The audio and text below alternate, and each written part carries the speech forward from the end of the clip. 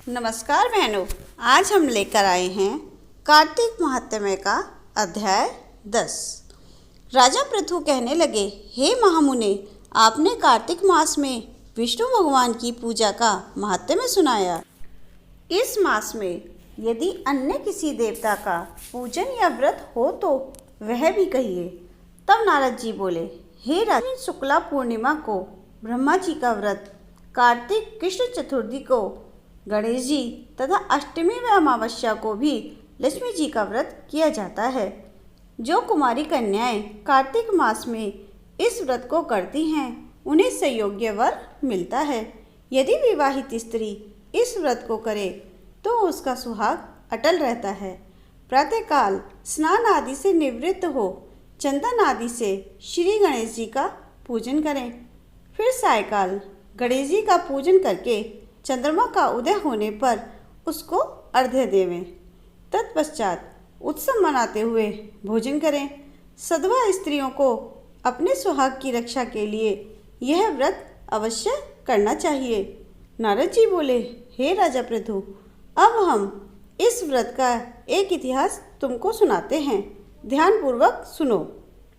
भद्रावती नगरी में सुधर्मा नाम का एक राजा था। उसके रविदत्त, सुशर्मा, जयशर्मा और सुशोभन नाम वाले 4 पुत्र तथा वीरमती नाम की एक कन्या थी। सुधर्मा ने अपनी कन्या का विवाह देवव्रत के साथ कर दिया। ये दोनों प्रेम पूर्वक रहने लगे। एक दिन अचानक घर पर सर्प द्वारा काटे जाने से देवदत्त की मृत्यु हो गई।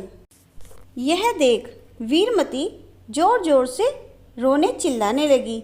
आवाज़ सुनकर उसके माता पिता, चारों भाई तथा पूर्ववासी भी वहाँ पर आ गए और देवव्रत को मरा हुआ देख समस्त नगर दुख सागर में डूब गया। उसी समय दुखों को दूर करने वाले पुलस्त्य मुनि भी वहाँ आ पहुँचे। राजा ने हाथ जोड़कर विनयपूर्वक उनसे पूछा, हे महात्मन, किस पाप कर्म के कारण मेरी यह कन्या विधवा हुई है?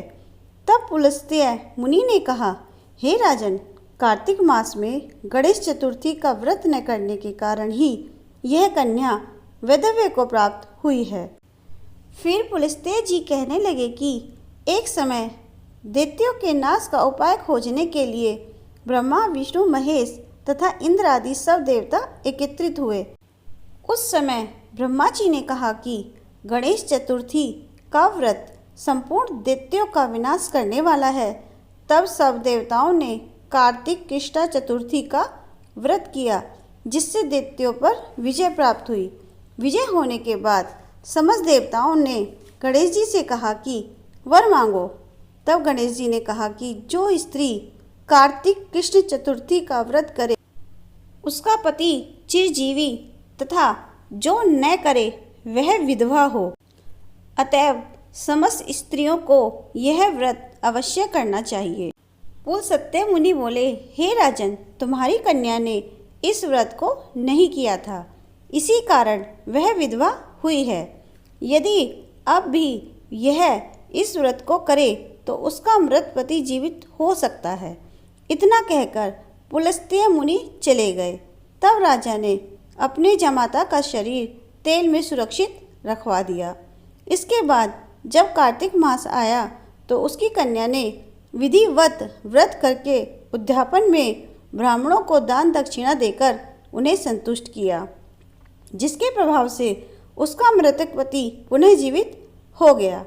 नारद जी कहते हैं, हे राजा पृथु, सौभाग्यवती स्त्रियों को अपने सुहाग की रक्षा तथा संतान प्राप्ति के लिए यह व्रत अवश्य करना चाहिए। बोलो विष्णु भगवान की जय।